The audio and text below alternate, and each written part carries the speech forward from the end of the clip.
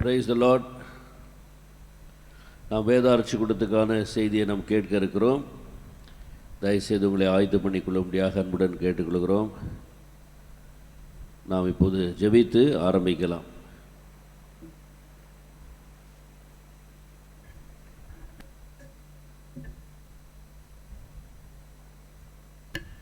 உங்கள் ஆண்டவரே, பரலோக பிதாவே, ஜீவனுள்ள தேவனே, ஒருவரும் சேரக்கூடாத ஒளியில் வாசம் பண்ணுகிறவரே, மனுஷரால் கண்டிராதவரும் காணக்கூடாதவருமான தெய்வமே, பரிசுத்தத்தில் மகத்துவம் உள்ளவரும் துதிகளில் பயப்படுத்தவரும் அற்புதங்களை செய்கிறவரே, பூரண சர்க்குணரே, நெறிந்த நாணலை முறிக்காதவரே, மங்கி எறிகிற திரி அணைக்காதவரே, உம்மிடத்தில் வருகிறவனை ஒருபோதும் புறம்பே தள்ளாதவரே, அளவற்ற அன்பினால் அணைத்து எண்ணற்ற நன்மையால் நிரப்புகிறவரே, மாசில்லாத நேசரே, மகிமை பிரதானியே, நாங்கள் உம்மை துதிக்கிறோம்.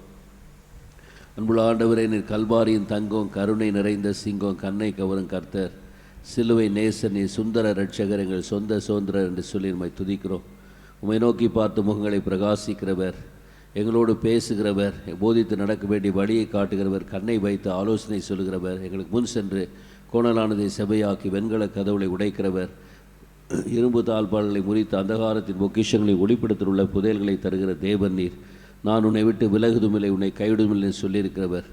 உம்மை நோக்கி பார்த்து உங்களை பிரகாசிக்கக்கூடியவர் நீர். உம்மை நாங்கள் துதிக்கிறோம் கர்த்தாவே. இம்மட்டும் எங்களுக்கு உதவி செய்த எபினேசர், எங்களோடு இருக்கிற இம்மானுவேல் தேவன், எங்களுக்காக எல்லாற்றுடைய பருவத்தில் பார்த்து கொள்ளும் நீதாமே உன்னதமான தேவனாகிய கர்த்தர் என்று சொல்லி உம்மை துதிக்கிறோம். உன்னதத்திலும் பரிசுத்த ஸ்தலத்திலும் வாசம் பண்ணுகிற உன்னதமானவர், நித்திய வாசியும் மகத்துவம் உள்ளவரும் பரிசுத்தர் என்ற நாமம் கொண்டவராகிய உம்மை நாங்கள் பணிந்து கொள்கிறோம் கர்த்தாவே. வானம் எனக்கு சிங்காசனம், பூமி என்னுடைய பாதபடி என்று சொல்லுகிற உம்மை துதிக்கிறோம்.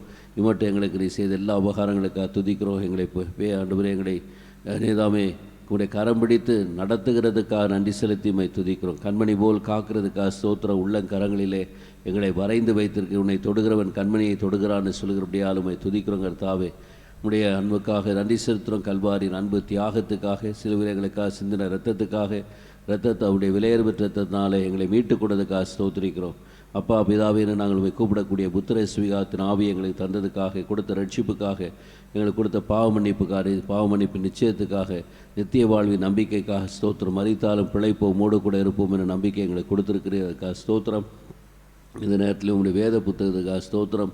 வேதத்தை ஆராய்ந்து பாருங்கள், அவைகள் நித்திய ஜீவனுண்டு, அவைகளை என்னை குறித்து சாட்சி கொடுக்கின்றன என்று சொல்லி ஆண்டவரை வேத புத்தகங்களை எங்களுக்கு கையில் கொடுத்து வேதத்தை ஆராய முடியாத வாய்ப்பு சந்தர்ப்பத்தை எங்களுக்கு தருகிறதுக்காக ஸ்தோத்திரம். வேதத்தினுடைய மகத்துவங்களை நாங்கள் காண எங்கள் மனக்கண்களை திறக்கிறதுக்காக நன்றி செலுத்தி மை துதிக்கிறோம். இந்த சாயங்கால வேளையை கூட ஆண்டவர் நித்திய லாபரமான நேரமாக நீ மாற்றி கொடுக்கிறாள் ஜெபிக்கிறோம். ஆண்டவர் நீ தான் விசேஷமாக அந்த வேதாராய்ச்சி கூட்டத்தில் கலந்து கொள்ளக்கூடிய பிள்ளைகள் யாருக்காக ஸ்தோத்திரங்கத்தா அந்த யூடியூப் மூலமாக என்னுடைய வார்த்தையை கேட்கும்போது அவருடைய உள்ளத்தில் பரிசுத்தாவும் கொண்டு நீதான் வல்லமையாக கிரியை செய்ய தாழ்வுல ஜபிக்கிறோங்கிறதா வசத்தை கேட்கலாம் மாத்திரமில்லை, அதனுடைய செய்கிறவளாக இருக்கத்தக்கதாக பரிசுத்தாவும் கொண்டு நீதாமே எங்களுக்கு உதவி செய்ய முடியாது நான் ஜபிக்கிறோம். கல்வாரி ரத்தத்தை எங்கள் மீது விசுவாசத்தை தெளித்துக் கொள்கிறோம். இந்த ஆண்டவரை வேதாராய்ச்சி கூட்டமாக நித்திய லாபரமான நேரமாக எங்களுக்கு மாற்றப்பட எங்கள் ஒவ்வொருடைய உள்ளத்தில் உடைய வார்த்தையை பதித்து விட நாங்கள் ஜபிக்கிறோம். பாடலை கூட ஆசிரியப்பிறாக, இசையை ஆசிரியப்பிறாக, அனைத்தும் கர்த்தருக்கு மகிமையாக காணப்பட கிருபை செய்ய பக்தி விருத்திக்குள்ளாக காணப்பட கிருபை செய்ய நான் ஜபிக்கிறோம். ஆண்டவரே, திருவசமாக தண்ணீர் முழிக்கிறார்களை கழுவி கரைத்திரைகளை நீக்கி எங்களை சுத்திகரிக்கிற தேவன் என்று சொல்லி இயேசு கிறிஸ்து நாமத்தில் நன்றி செலுத்தி ஜபிக்கிறோம். பரிசுத்தமுள்ள பரலோக பிதாவே, ஆமேன்.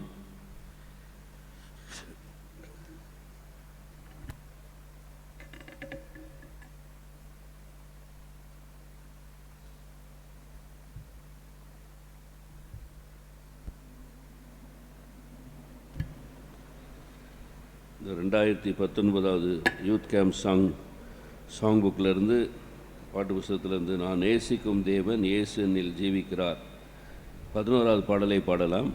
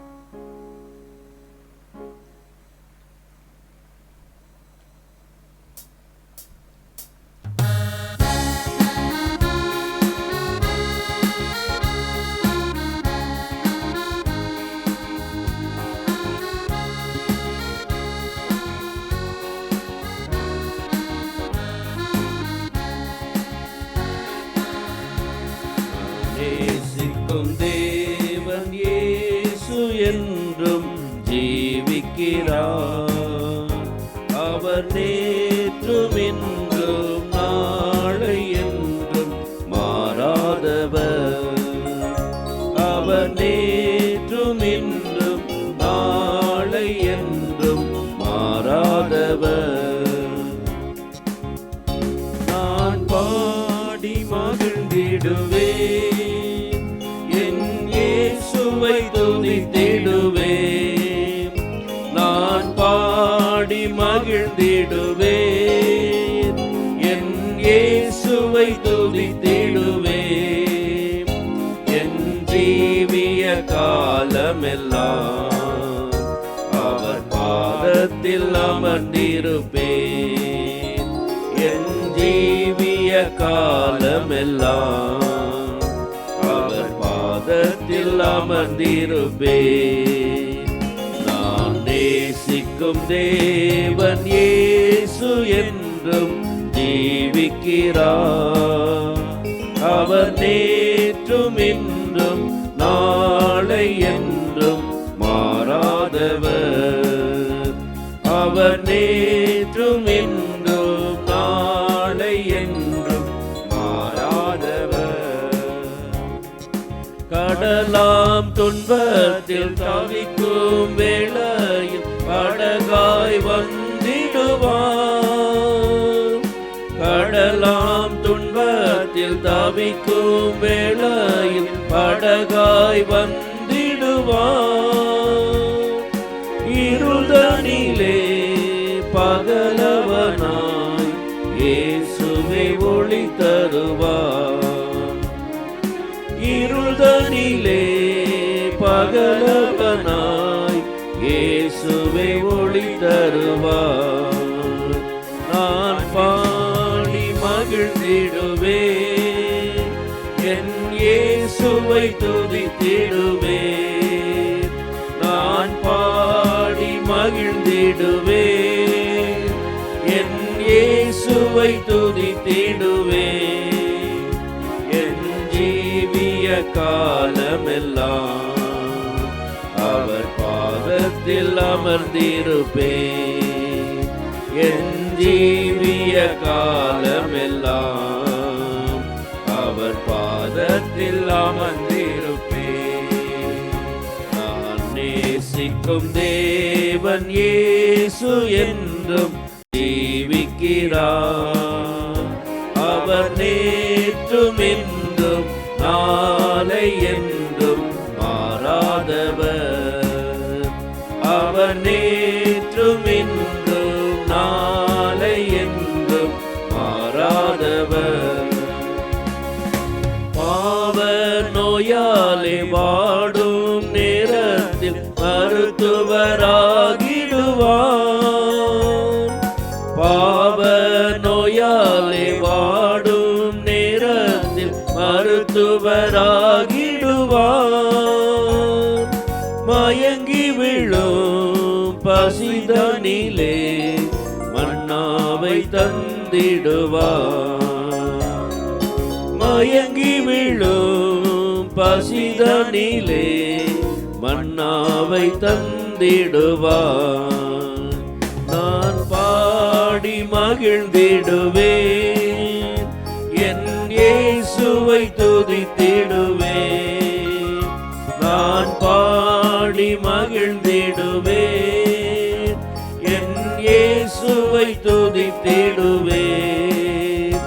என் ஜீவிய காலமெல்லாம் அவர் பாதத்தில் அமர்ந்திருப்பேன். என் ஜீவிய காலமெல்லாம் அவர் பாதத்தில் அமர்ந்திருப்பேன். நான் நேசிக்கும் தேவன் இயேசு என்றும் ஜீவிக்கிறார். அவர் நேற்றும் இன்றும் நாளை என்றும் மாறாதவர். அவர் நேற்றும் இன்றும் நாளை என்றும் மாறாதவர். தூற்றும் மாந்தரின் நடுவில் என்றனை தேற்றிட வந்திடுவார்.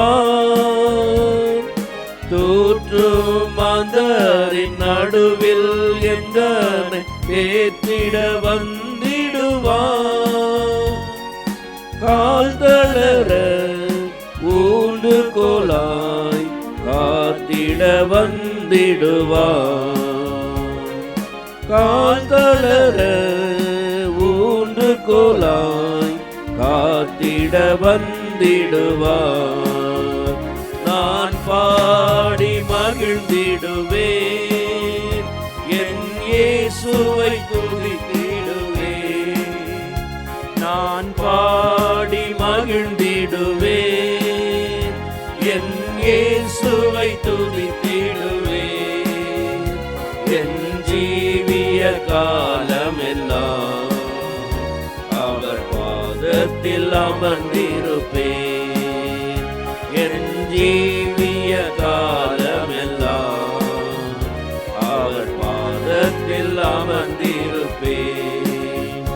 நான் நேசிக்கும் தேவன் இயேசு என்றும் ஜீவிக்கிறார். அவர் நேற்றும் இன்றும் நாளை என்றும் மாறாதவர். அவர் நேற்றும் இன்றும் நாளை என்றும் மாறாதவர். நேசர் என்னோடு துணையாய் ஜீவிக்க நான் இனி கலங்கிடனே. நேசர் என்னோடு துணையாய் ஜீவிக்க நான் இனி கலங்கிடனே. எந்தனுக்கே காவலவர் நான் உடல் அவர் உயிரே. எந்தனுக்கே காவலவர் நான் உடல் அவர் உயிரே. நான் பாடி மகிழ்ந்திடுவேன், என் இயேசுவை துதித்திடுவேன். நான் பாடி மகிழ்ந்திடுவேன், என் இயேசுவை துதித்திடுவேன். என் ஜீவிய காலமெல்லாம் அவர் பாதத்தில் அமர்ந்திருப்பேன். என் ஜீவிய காலமெல்லாம் அவர் பாதத்தில் அமர்ந்திருப்பேன். நான் நேசிக்கும் தேவன் இயேசு என்றும் ஜீவிக்கிறார். அவர் நேற்றும் இன்றும் நாளை என்றும் மாறாதவர்.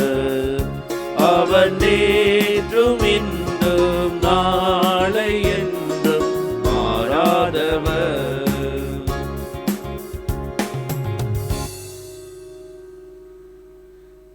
அதே பாட்டு புஸ்தகத்தில் 16வது பாடல், குயவனே குயவனே படைப்பின் காரணனே என்ற பாடலை பாடலாம்.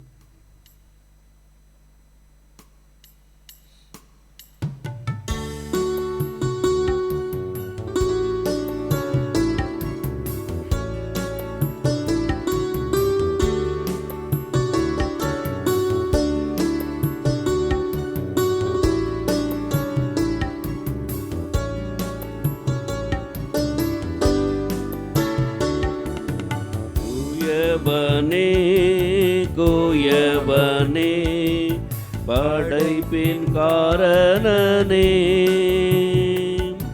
களிமண்ணான என்னையுமே கண்ணோக்கி பார்த்திடுமே. களிமண்ணான என்னையுமே கண்ணோக்கி பார்த்திடுமே. வெறுமையான பாத்திரம் நான் வெறுத்து தள்ளாமலே நிரம்பி வழியும் பாத்திரமாய் விளங்க செய்திடுமே. வெறுமையான பாத்திரம் நான் வெறுத்து தள்ளாமலே நிரம்பி வழியும் பாத்திரமாய் விளங்க செய்திடுமே. வேதத்தில் காணும் பாத்திரமெல்லாம் இயேசுவை போற்றிடுதே. என்னையும் அவ்வித பாத்திரமாய் வணைந்து கொள்ளுமே. என்னையும் அவ்வித பாத்திரமாய் வணைந்து கொள்ளுமே. குயவனே குயவனே படைப்பின் காரணனே களிமண்ணான என்னையுமே கண்ணோக்கி பார்த்திடுமே. களிமண்ணான என்னையுமே கண்ணோக்கி பார்த்திடுமே. விலை போகாத பாத்திரம் நான் விரும்புவாரில்லையே. விலையில்லாவும் கிருபையால் உகந்ததாக்கிடுமே. விலை போகாத பாத்திரம் நான் விரும்புவாரில்லையே. விலையில்லாவும் கிருபையால் உகந்ததாக்கிடுமே. தடைகள் யாவும் நீக்கி என்னை தம்மை போல் மாற்றிடுமே. உடைத்து என்னை உந்தனுக்கே உடைமையாக்கிடுமே. உடைத்து என்னை உந்தனுக்கே உடைமையாக்கிடுமே. குயவனே குயவனே படைப்பின் காரணனே களிமண்ணான என்னையுமே கண்ணோக்கி பார்த்திடுமே. களிமண்ணான என்னையுமே கண்ணோக்கி பார்த்திடுமே. மண்ணாசையில் நான் மயங்கியே மெய்வழி விட்டகன்றே. கண் போன போக்கை பின்பற்றியே கண்டேனில்லை இன்பமே. மண்ணாசையில் நான் மயங்கியே மெய்வழி விட்டகன்றே. கண் போன போக்கை பின்பற்றியே கண்டேனில்லை இன்பமே. காணாமற் போன பாத்திரம் என்னை தேடி வந்த தெய்வமே. வாழ்நாள் எல்லாமும் பாதம் சேரும் பாதையில் நடத்திடுமே. வாழ்நாள் எல்லாமும் பாதம் சேரும் பாதையில் நடத்திடுமே. குயவனே குயவனே படைப்பின் காரணனே களிமண்ணான என்னையுமே கண்ணோக்கி கண்ணோக்கி பார்த்திடுமே. களிமண்ணான என்னையுமே கண்ணோக்கி பார்த்திடுமே.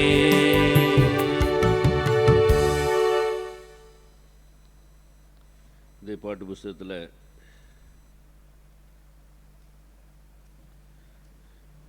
உன் வாழ்க்கை கிறிஸ்து இயேசுவுக்கு பலியா இன்றே அர்ப்பணி என்ற பாடலை பாடலாம். 18வது பாடல். உன் வாழ்க்கை கிறிஸ்து இயேசுவுக்கு பலியா இன்றே அர்ப்பணி.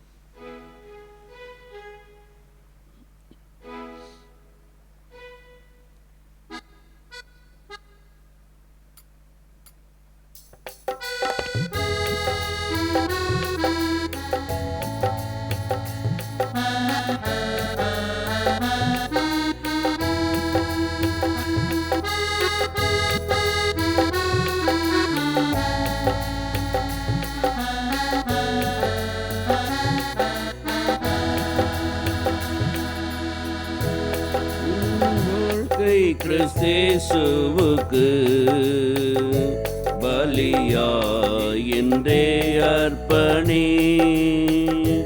உன் வாழ்க்கை கிறிஸ்து இயேசுவுக்கு பலியா இன்றே அர்ப்பணி.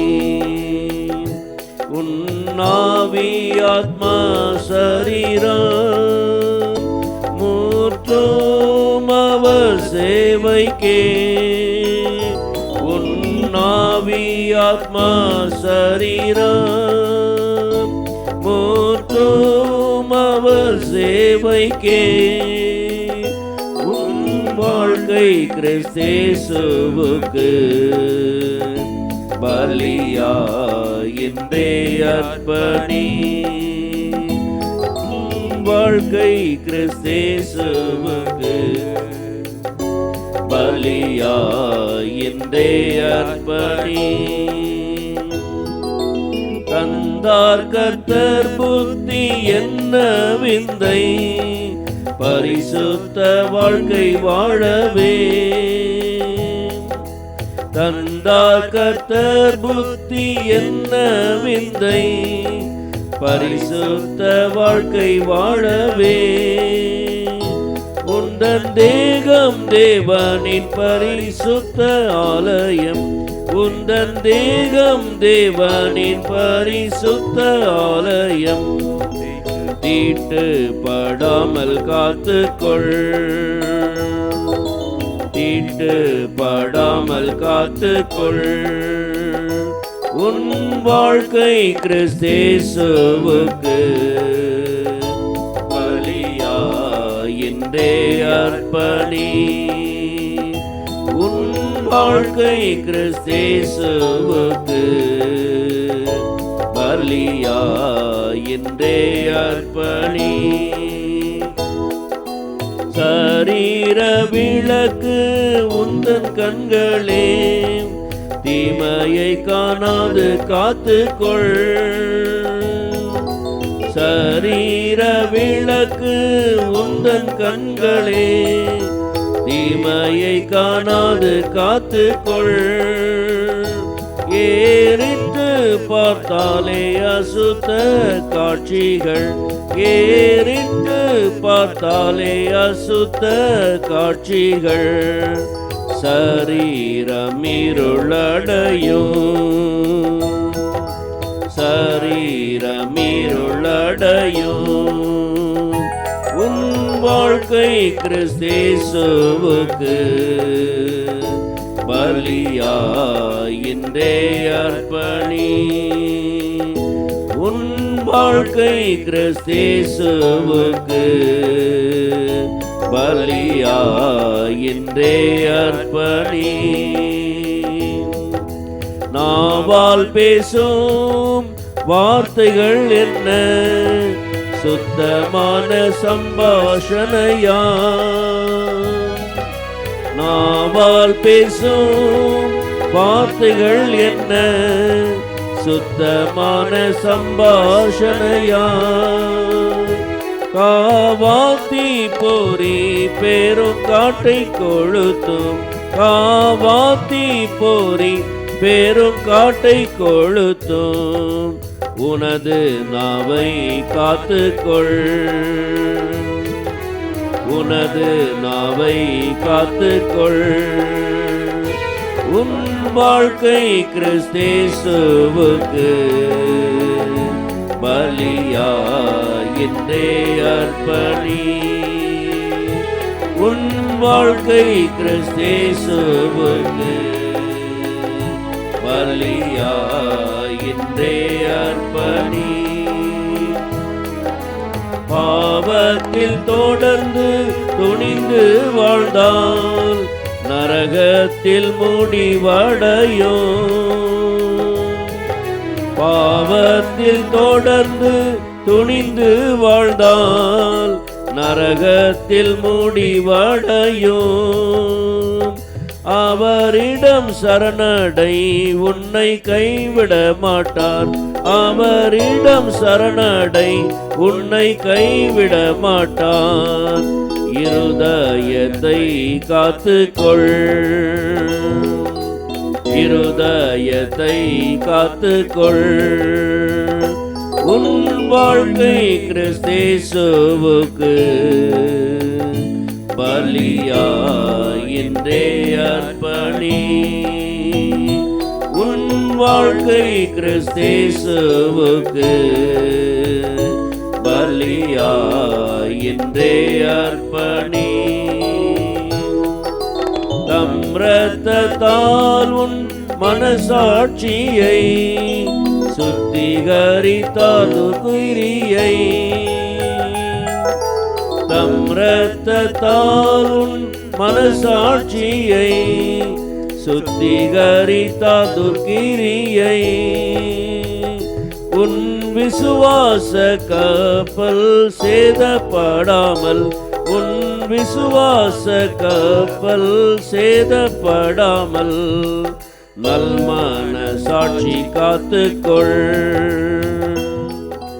நல்மன சாட்சி காத்துக்கொள் உன் வாழ்க்கை கிறிஸ்தேசுவுக்கு பலியாயின்றே அர்ப்பணி உன் வாழ்க்கை கிறிஸ்தேசுவுக்கு பலியாயின்றே அர்ப்பணி உன் ஆவி ஆத்மா சரீரம் முற்றும் அவர் சேவைக்கே உன் ஆவி ஆத்மா சரீரம் முற்றும் அவர் சேவைக்கே உன் வாழ்க்கை கிறிஸ்தேசுவுக்கு பலியாயின்றே அர்ப்பணி உன் வாழ்க்கை கிறிஸ்தேசுவுக்கு பலியாயின்றே அர்ப்பணி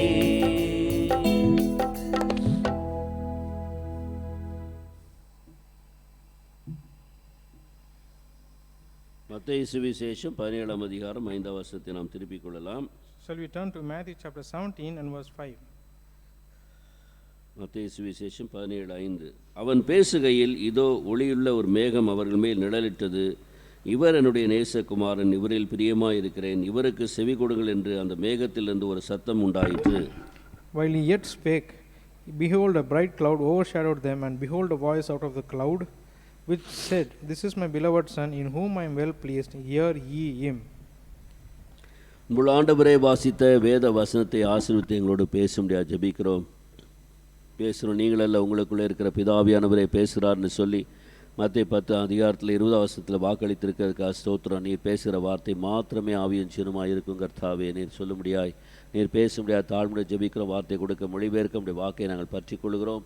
வாக்கை நிறைவேற்ற நீ வல்லவர், ஜீவிக்கிறவர், ஆண்டவர் வாஞ்சை உள்ளவர் என்று சொல்லி மை ஸ்தோத்திரிக்கிறோம். உண்மை உள்ளவர் என்று சொல்லி துதிக்கிறோம். கர்த்தாவே, இந்த நேரத்தில் உங்கள் வார்த்தை பெற்றுக்கொள்ள ஏற்றுக்கொள்ள எங்களுடைய இருதயங்களை நீ தான் பக்குவப்படுத்தி பாதுகாத்துக்குள்ள நல்ல நிலத்தில் விழுந்த விதையாக உடைய வசனம் விழத்தக்கதாக கிருபை செய்ய நான் ஜெபிக்கிறோம். இது விரோதமாய் செயல்படுகிற அந்தகார சக்திகளை இயேசு கிறிஸ்து நாமத்திலே சபை கொடுத்த அதிகாரத்திலே கடிந்து கட்டி பாதாளத்துக்கு கட்டளிடுகிறோம். கல்வாரி இரத்தத்தை எங்கள் மீது தெளிக்கிறோம். உடைய வாய்க்காலாக பயன்படுத்தி கொள்ளும். இயேசு கிறிஸ்து நாமத்தில் நன்றி செல் ஜெபிக்கிறோம். பரிசுத்தமுள்ள எங்கள் பரலோக பிதாவே, ஆமேன். கர்த்தருடைய சத்தத்தை கேட்பதை குறித்து நாம் சிந்தித்து வருகிறோம். We are meditating upon listening to the voice of God. இது பிதாவாகிய தேவனுடைய விருப்பம் என்பதை கூட நாம் பார்க்கிறோம். We also see that this is pleasing in the sight of God. இவருக்கு செவி கொடுங்கள் என்று சொல்லி பரலோகத்திலிருந்து பிதாவாகிய தேவன் மறு மலையிலே பேசினதாக நாம் வாசித்தோம். We read that God the Father in the Mount of Transfiguration, he said that hear ye him. செவி கொடுங்கள் என்று சொல்லும்போது வசனத்தை கேட்டு அதன்படி செய்யுங்கள் என்ற அர்த்தத்தோடு அது சொல்லப்படுகிறது. The meaning when God said that hear him, he said that do according to what he says. வசனத்தை கேட்கலாம் மாத்திரமல்ல, அதன்படி செய்கிறவர்களாக இருக்க வேண்டும் என்று சொல்லி வேதாகமத்திலே வாசிக்கிறோம். We read in the word of God that we should not be only hearers of the word but also doers of the word of God. இது நம்முடைய வாழ்க்கையிலே விசுவாசத்தை வர்த்திக்க செய்யும். This will make sure that faith is multiplied in our life. வசனத்தை கேட்பதனால் மாத்திரம் விசுவாசம் அங்கே உண்டாகி விடாது. வசனத்தை கேட்ட வசனத்தை நாம் அபியாசிக்கும் போது, அதற்கு நம்மை சமர்ப்பிக்கும் போது, கீழ்ப்படியும் போது, அதை விசுவாசத்திலே நடப்பிக்கும் போது நம்முடைய விசுவாசம் பெருகக்கூடியதாக, விசுவாசமானது ஒரு உண்மை தத்துவமாக மாறக்கூடியதாக இருக்கிறது. We see that our faith does not grow only by hearing the word of God but by practicing it and doing it and also obeying to the word of God. When we do it, we see that it becomes real in our lives. அதுதான் நல்ல நிலத்தில் விழுந்த ஒரு விதைக்கோப்பாக காணப்படுகிறது. That is equal to the seed which fell on the good ground. தேவன் நம்மோடு பேசுகிறான்னு சொன்னால் அது நம்முடைய இருதயமாகிய நிலத்திலே அந்த வசனமானது விழுந்து அது முளைத்து எழும்பி கனி கொடுத்து பூரணமான நிலைக்கு வர வேண்டும் என்று சொல்லி எதிர்பார்ப்போடு தான் நம்மோடு பேசுகிறார். When God speaks to us, it means that God is speaking to us an expectation that the seed should go inside and it will give forth, and it should grow and also sprout up and it should give forth fruit. எவ்வளவு நாம் கேட்கிறோம் என்பது முக்கியமல்ல, எவ்வளவாக நாம் வேதத்தை புரிந்து கொண்டோம் என்பது கூட முக்கியமல்ல. குறிப்பாக நம்முடைய வாழ்க்கையிலே நாம் எவ்வளவாக அதை அபியாசித்திருக்கிறோம் என்பது மிக முக்கியம். கனி கொடுக்கிற வாழ்க்கை தான் அதற்கு அடையாளமாக இருக்கிறது.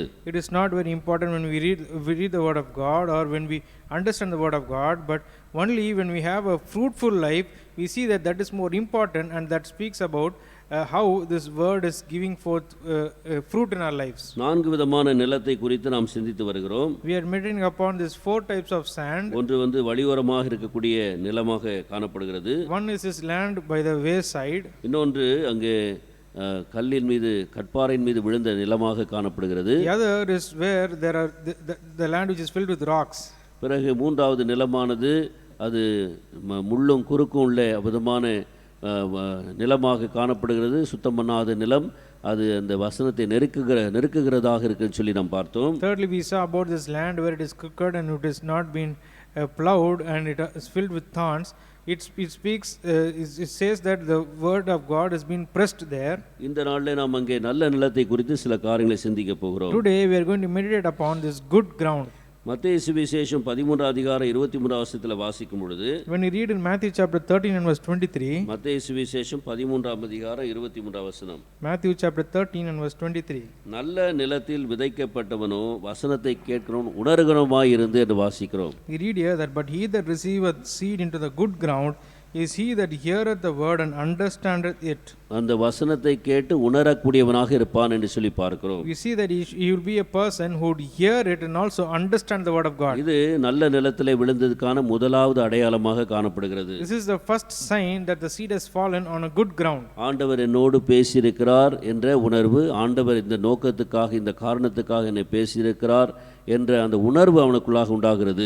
He has that thought that God has understanding that God has spoken to him and this word is for him. கர்த்தர் இந்த காரியத்துக்காக இந்த அர்த்தத்தோடு என்னோடு பேசியிருக்கிறார் என்பதை புரிந்து கொள்ளக்கூடிய அந்த உணர்வுள்ள ஒரு இதயத்தை காண்பிக்கிறது.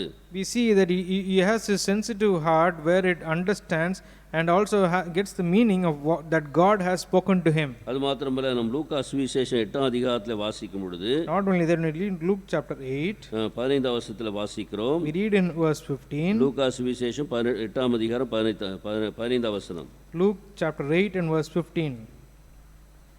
நல்ல நிலத்தில் விதைக்கப்பட்டவர்கள் வசனத்தை கேட்டு அதை உண்மையும் நன்மையுமான இருதயத்தில் காத்து பொறுமையுடன் பலன் கொடுக்கிறவர்களாக இருக்கிறார்கள் வாசிக்கிறோம். But that on the good ground are they which is an honest and good heart, having heard the word, they kept it and bring forth fruit with patience. ஆகையால் இரண்டாவதாக பார்க்கும்போது உண்மை அவருடைய வாழ்க்கையிலே காணப்படும். Secondly, we see that there will be honesty in their lives. ஆகையால் ஆண்டவர் அவர்களோடு பேசுகிற காரியத்துக்கான அந்த காரணத்தை உணர்ந்து அதற்கு ஒத்துக்கொள்ளுகிற ஒரு உண்மையை காணப்படுகிறது. This honesty is where they will understand why the Lord is speaking to them and they will accept it.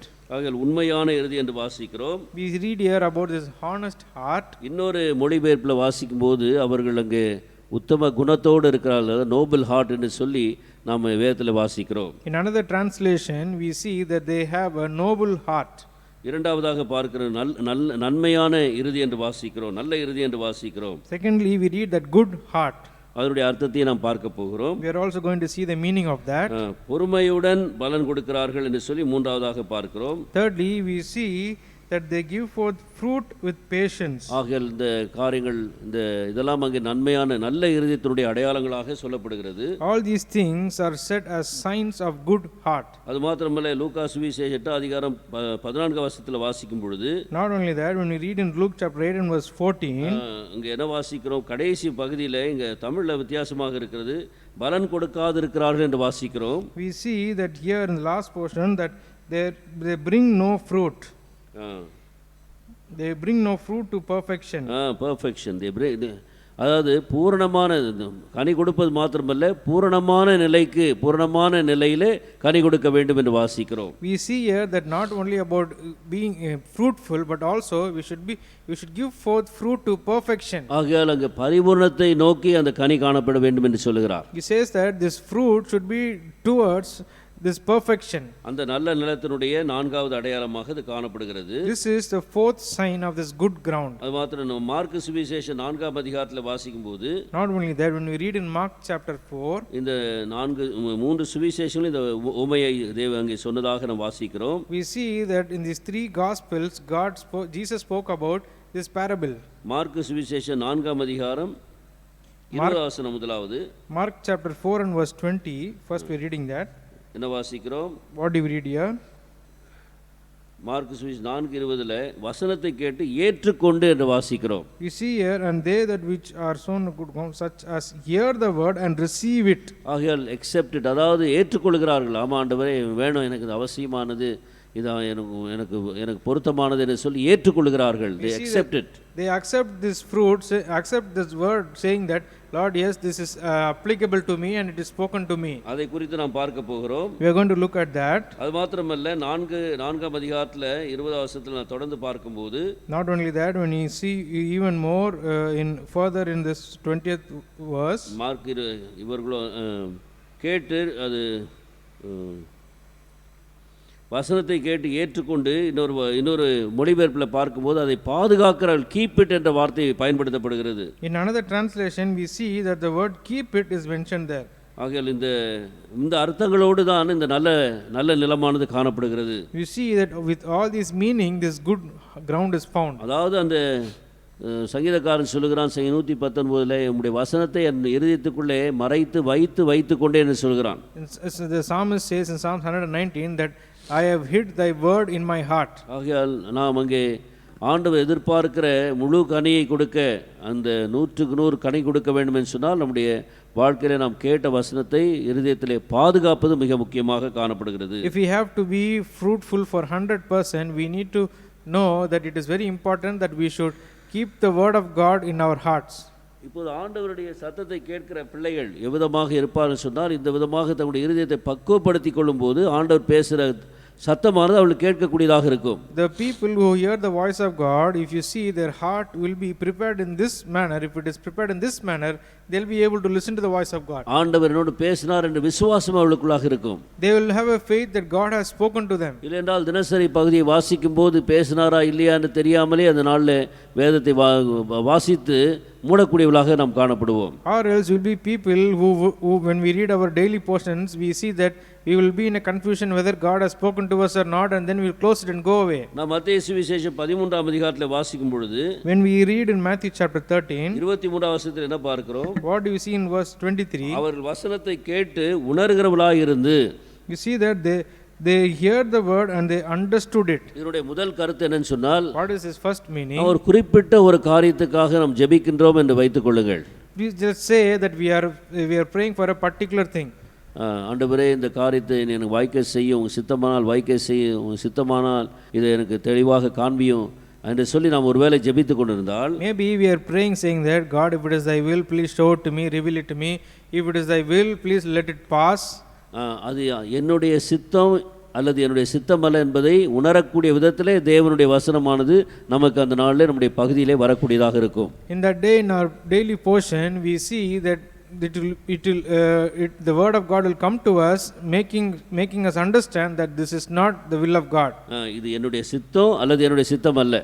This is my will or this is not my will. ஆக நாம் தேவனிடத்தில் ஒரு குறிப்பிட்ட காரியத்துக்காக ஜெபிக்கும் பொழுது, When we pray to God for a particular thing, குறிப்பிட்ட உதவிக்காக ஜெபிக்கும் பொழுது, when we pray to God for a certain help, ஆண்டவருடைய சமூகத்தில் ஆண்டவருடைய நம்முடைய தினசரி பகுதியின் மூலமாக through our daily portion, தேவன் அந்த காரியத்தை செய்ய போகிறாரா, அது அவருடைய சித்தமா இல்லையா என்பதை அவர் நமக்கு தெளிவாக்கும்படியாக நம்மோடு பேசுவார். God will speak to us to clarify whether it is his will and whether is he going to do it or not. அப்போது இதை செய்ய போகிறார் என்று உணர்வடையக்கூடியவனாக காணப்படுகிறேன். At that time we will be sensitive to know that God is going to do it for நான் us. கேட்கின்ற காரியம் தேவனுடைய சித்தமானது. What I am asking is the will of God. அவருடைய பரிபூர்ண சித்தத்தில் உள்ள ஒரு காரியம். It is something in the perfect will of God. ஆகையால் அதை எனக்காக செய்ய போகிறார்.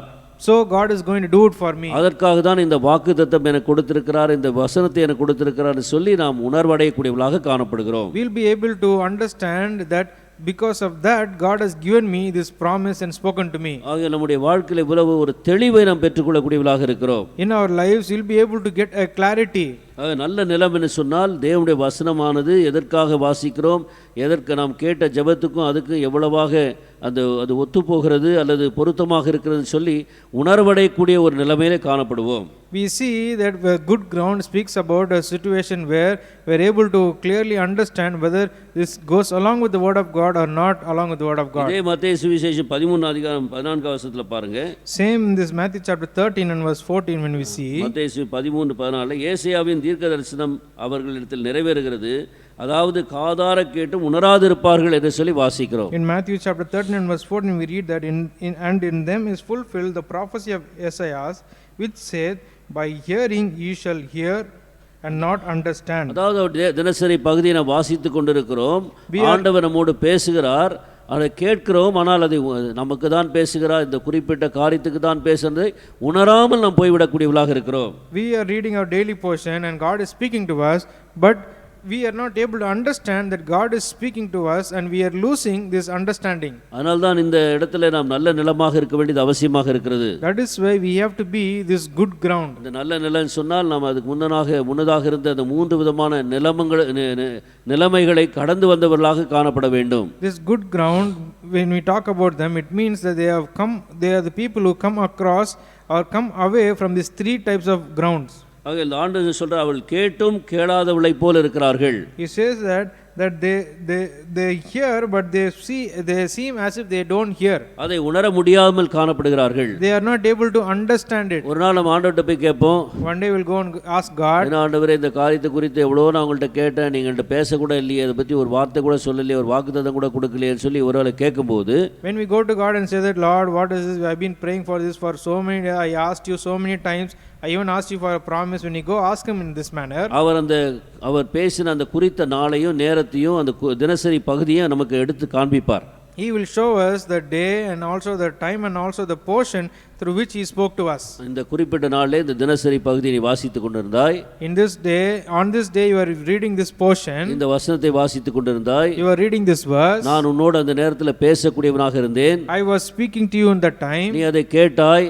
You listened to me. ஆனால் உணராமல் போய்விட்டாய். But you did not understand it. நான் இதற்காக தான் பேசினேன். நீ கேட்ட நீ உன்னுடைய ஜெபத்துக்கு பதிலாக தான் இதை பேசினேன். உணர முடியாமல் நீ போய்விட்டாய். I spoke for the same thing and I spoke as for to be an answer for your prayer, but you are not able to understand. அதற்கான காரணங்கள் உனக்கு நன்றாக தெரியும். You also know the reason for the same. முள்ளானது நெருக்கிக் கொண்டிருந்தது. The thorns were pressing you. உன்னுடைய இருதயமானது கடினமான கல்லில் அங்கே கல்லை போல கடினமாக காணப்பட்டது. Your heart was so hard like this rocks. அல்லது நீ கவனக்குறைவாக என்னுடைய வசனத்தை வாசித்துக் கொண்டிருந்தாய். Or you were reading my word very carelessly. வழியோரமாய் போகிறவனை போல வசனத்தை வாசித்துக் கொண்டிருந்தாய். You were reading my word as this person who was on the wayside. நான் பேசாமல் இருக்கவில்லை, நான் உன்னோடு பேசினேன். I did not stop speaking to you, I spoke to you. ஆனால் நீ கேட்டு கேளாதவனை போல் காணப்பட்டாய். But you were as if you were not able to hear even when you heard. நான் இதற்காக தான் பேசுகிறேன் என்ற காரியத்தை உணர முடியாமல் உன்னுடைய இருதயம் அங்கே காணப்பட்டது, ஆயத்தமாக இல்லாமல் காணப்பட்டது. Your heart was not able to understand for the reason why I spoke to you, and it was not prepared to listen to me. இன்றைக்கு அநேக காரியங்களை நம்முடைய வாழ்க்கையில் ஆண்டவர் நம்மோடு பேசக்கூடியவராக பல கேள்விகளோடு இருக்கிறோம், பல விதமான பிரச்சனைகளோடு இருக்கிறோம், பல ஏக்கங்களோடு இருக்கிறோம், பல காரியங்களுக்காக நாம் தேவனுடைய சமூகத்தில் மன்றாடி கொண்டு அவர் பேசுகிறவர், பேசி நமக்கு வாக்கை கொடுக்கிறவர். ஆனால் நம்ம என்ன செய்கிறோம்? நம்முடைய உணர்வு இருதயமானது ஆயத்தமற்ற நிலைமையிலே காணப்படுவதனால் உணர முடியாமல் போய்விடுகிறோம். For many things we are praying to God and we are getting answers from him. God is God who speaks. He will make us understand, but we are not understanding what the Lord is speaking to us. என்ன சொல்கிறார் அவர்? கேட்டும் கேளாதவளாயும் உணர்ந்து கொள்ளாதவளாயும் காணப்படுகிறீர்கள் சொல்கிறார். What does he say here? He says that by hearing ye shall hear and shall not understand, and seeing ye shall see and shall not perceive. 13th வசனத்தில் அதான் சொல்றார் அவர். He says the same in verse 13 also. கண்டும் காணாதவளாயும் கேட்டும் கேளாதவளாயும் உணர்ந்து கொள்ளாதவளாயும் இருக்கிறபடியால் நான் ஓமைகளாக அவளோடு பேசுகிறேன் என்று சொல்கிறார். He says that therefore speak I to them in parables, because they see not, and hearing they hear not, neither do they understand. பாருங்க எவ்வளவு பயங்கரமான ஒரு சூழ்நிலை இது. See how grave situation is this. அவருடைய கண்கள் காண்கிறது, ஆனாலும் அங்கே குருடர்களை போல காணப்படுகிறார்கள். Their eyes are seeing it, but they are found as blind people. ஏன் இந்த வார்த்தைகளை சொல்லுகிறார்? Why is he saying these words? அவர்கள் தேவனுடைய வாயிலிருந்து புறப்படுகிற வார்த்தை நேரடியாக அந்த நாளிலே கேட்கிறார்கள். They are listening to the word of God which came directly from the mouth of the Lord Jesus Christ. தேவ குமாரனாக அவர்களோடு பேசிக்கொண்டிருக்கிறார், மனிதனாக வந்து பேசிக்கொண்டிருக்கிறார். God came as a man and as a son of man he is speaking to them. கேட்கிறார்கள், ஆனால் அவர்தான் பேசுகிறார் என்பதை கூட உணர முடியாமல் போய்விட்டார்கள். They are hearing him, but they were not able to understand that it is God who is speaking to them. அவருடைய கண்களாலே அவரை பார்க்கிறார்கள், ஆனால் காணக்கூடாத அவர் தேவன் என்ற காரியத்தை காணக்கூடாமல் அவர்கள் காணப்படு அந்த அளவுக்கு உணர்வற்று காணப்படுகிறார்கள். They are able to see him with their eyes, but they are not able to understand and see him that he is God.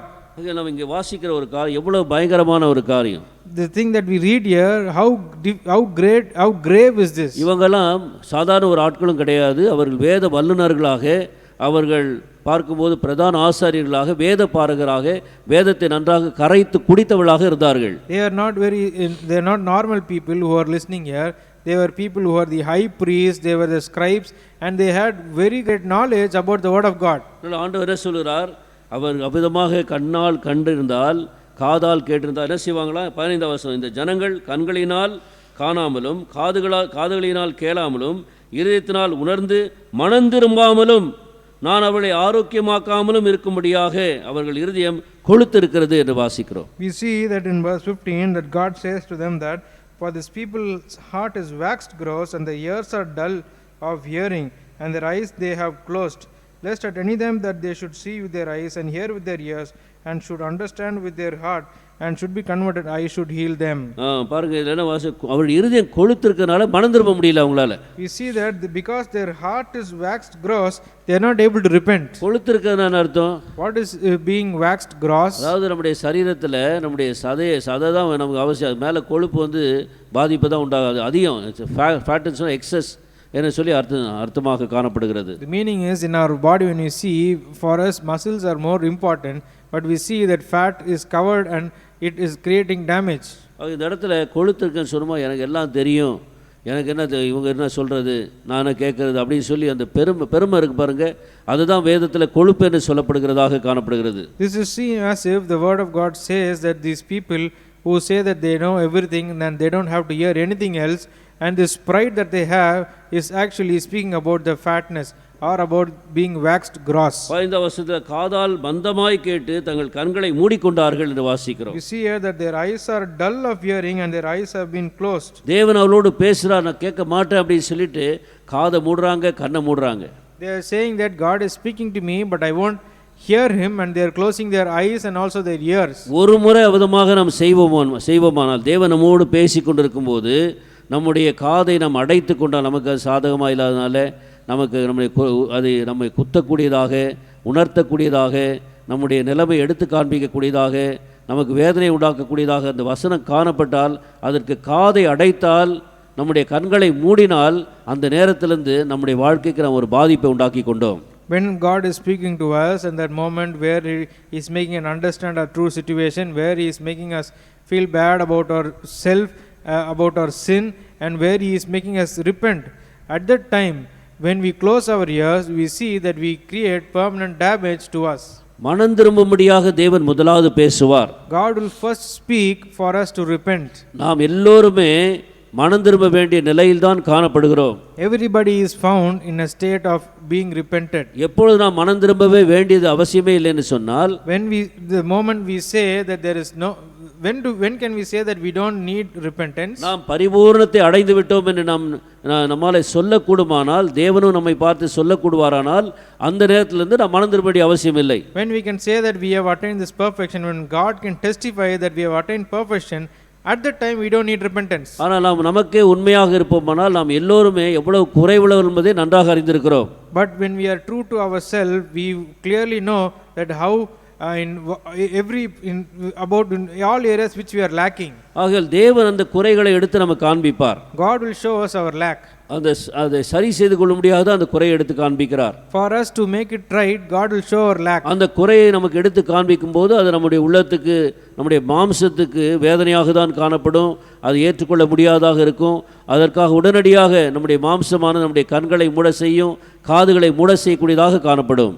At the time when God is revealing to us about that, our flesh will surely feel sad, and at that time it will make sure that we close our ears and our eyes. அந்த நாட்களில் அவதமாக தான் தீர்க்கதரிசிகள் வந்து பாவத்தை சுட்டி காட்டும் போது அந்த ராஜாக்களும் அங்கே உள்ள மத தலைவர்களும் மற்றபடியாக பெரிய மனிதர்களும் உடனடியாக கோபப்படக்கூடியவர்களாக, எரிச்சல் அடையக்கூடியவர்களாக காணப்பட்டார்கள். In the olden days when God sent prophets to speak to the kings, we see that the kings and the religious leaders and also the big people of high cadre, we see that they got very irritated and they got angry.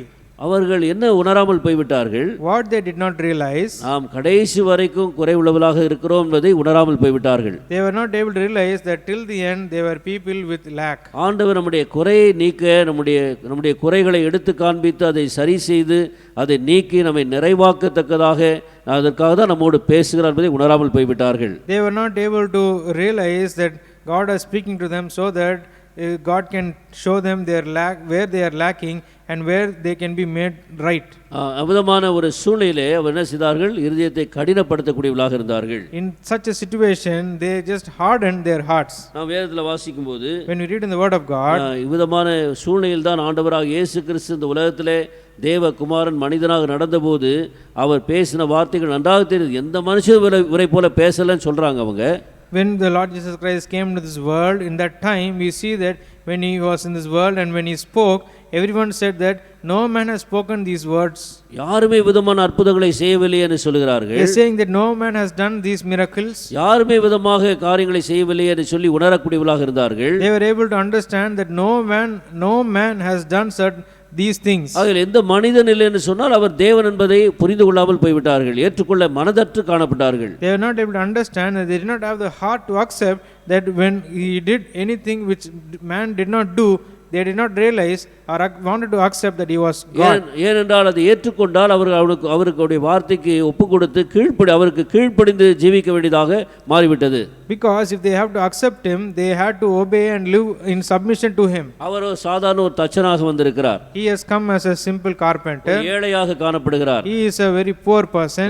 பள்ளிக்கூடம் செல்லாதவர் போல காணப்படுகிறார். He is looking as if he has not been educated. இவருக்கு கீழே நாம் இருப்பதா என்று சொல்லி அந்த மத தலைவர்களால் ஏற்றுக்கொள்ளாமல் கடைசியாக தேவகுமாரனை அவர் சிலுவையில் கூட அறையக்கூடிய அளவுக்கு குருடாக காணப்பட்டார்கள். Without being accept this, we see that they were so blind that they took the Son of God, and they crucified him on the cross. இன்றைக்கும் கூட அந்த காரியங்கள் நடந்து கொண்டு தான் இருக்கிறது. Even today these things are happening. எத்தனையோ காரியங்கள் தேவன் நம்முடைய கண்களுக்கு முன்பாக அவர்தான் செய்தார் என்று சொல்லி சாட்சி சொல்லக்கூடிய அளவுக்கு காணப்படும் போது, many things in before our eyes where we can see and testify that God has surely done it. நாம் பார்க்கிறோம் அப்போஸ்தலர் 4 அதிகாரத்துல பார்க்கிறோம்.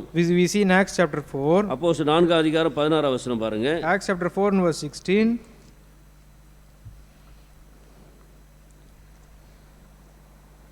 இந்த மனுஷரை நாம் என்ன செய்யலாம்? எருசலேமில் வாசம் பண்ணுகிற எல்லாருக்கும் தெரிந்திருக்கிறபடி வெளியரங்கமான அற்புதம் இவர்களால் செய்யப்பட்டதே, அதை நாம் இல்லை என்று சொல்லக்கூடாது என்று சொல்கிறார்கள். saying what shall we do to these men, for that indeed a notable miracle had been done by them in manifest to all them that dwell in Jerusalem, and we cannot deny it. ஆக இந்த இடத்துல இந்த மனுஷர்கள் அதை கூட உணர்கிறார். இது ஒரு ஒரு ஒரு வெளிப்படையான ஒரு அற்புதம் என்று சொல்கிறார்கள். They are saying that it was a notable miracle. இவர்களால் செய்யப்பட்டது என்று சொல்கிறார்கள். They are saying that it was done by them. ஆனால் அதை ஏற்றுக்கொள்ள மனதில்லை. But still they are not having the heart to accept it. பாருங்க எவ்வளவு பயங்கரமாக அவருடைய இதயம் காணப்படுது. See how grave their heart is. அந்த முடவனை அங்கே அப்போ ஆண்டவராக இயேசு கிறிஸ்து பேதுருவை கொண்டு யோவானை கொண்டு முடவனை எழுப்பி நடக்க முடியாது செய்திருக்கிறார். We see that God used Peter and John and he made that lame to walk. ஆனாலும் கூட இவர்கள் என்ன செய்தார்கள்? But still what did they do? இந்த சாதாரண மீனவர்கள் இந்த அற்புதம் செய்து விட்டார்களே. A simple fisherman, they have done this miracle. ஆகையால் அவளால் அந்த பொறாமையினாலே பெருமையினாலே அதை ஏற்றுக்கொள்ள முடியாமல் போய்விட்டது. Because of the jealousy and pride, they were not able to accept it. ஆகையால் அவர்களை கடிந்து கொள்கிறார்கள். எப்படியாவது அது ஆண்டவராக இயேசு கிறிஸ்துவின் நாமத்தை பயன்படுத்தி அவர்கள் இந்த அற்புதத்தை செய்தனாலே அவர்களால் இதை ஜீரணிக்க முடியாமல் போய்விட்டது. They were not able to digest this because through the name of the Lord Jesus Christ they have made this miracle. ஆகையால் அவர்கள் அற்புதம் செய்யவில்லை என்பதை சொல்ல முடியாதே என்று சொல்கிறார்கள். They are saying that we cannot deny that they made this miracle. எருசலேமிலே வாசம் பண்ணுகிற எல்லாருக்கும் தெரிந்திருக்கிறது, நன்றாக தெரிகிறது. They say that everyone who is dwelling in the walls of Jerusalem, everyone has seen it. ஆனா அவங்க இருதயம் பாருங்க எப்படி இருக்குன்னு. But look at their hearts. இந்த அற்புதத்தை கண்டும் கூட அவர்களால் என்ன சொல்ல, இது ஆண்டவர் செய்தார், தேவன் செய்திருக்கிறார் என்று சொல்லி ஏற்றுக்கொண்டு அதற்காக தேவனை ஸ்தோத்திரிக்க மனதற்றவர்களாய் காணப்படுகிறார்கள். Even after looking at this miracle, they were not able to accept it that God has done it, and they were not able to worship God for that. சரி, அதோட முடிச்சா பரவாயில்ல. If they leave it here, it's okay. இன்னுமாக இந்த சீஷர்களை அவர்கள் மிரட்டுகிறார்கள், அவர்களுக்கு விரோதமாக கூட எழும்பக்கூடியவர்களாக காணப்படுகிறார்கள். We see that they are still threatening these disciples of Jesus Christ, and then they are still going against them. அவளுக்கு என்ன கோவம்னா, நம்மை தேவன் பயன்படுத்தாமல் இந்த மீனவர்களை பயன்படுத்தி விட்டாரே. God, their anger is that God did not use us, but he used his fishermen. ஆகையால் இந்த மீனவர்களை பயன்படுத்தி இருக்கிறாரே. He has used this fishermen. நம்மால கூட இந்த அற்புதத்தை செய்ய முடியவில்லையே, இந்த மீனவர்களை கொண்டு தேவன் செய்து விட்டாரே. Even we are not able to do this miracle, but God has used his fishermen and done this miracle. ஆகையால் அந்த கோபத்துல அந்த பொறாமையினால் என்ன செய்கிறார்கள்? Because of that anger and jealousy, what did they do? அவர்கள் அந்த அற்புதத்தை ஏற்றுக்கொள்ள மனதற்றவர்களாக இருந்தது மாத்திரமல்ல, it's not only they did not have the heart to accept this miracle, அந்த சீஷர்களுக்கு விரோதமாக எழும்பி தொடர்ந்து இன்னும் அதிகமாக எதிர்ப்பு தெரிவிக்கக்கூடியவர்களாக காணப்படுகிறார்கள். We see that they came against the disciples and still they were going very hard on them. தேவனுடைய ஜனங்க இவங்க. They are the children of God. இதான் கவனிக்க வேண்டிய காரியம். இது தேவனுடைய ஜனங்க.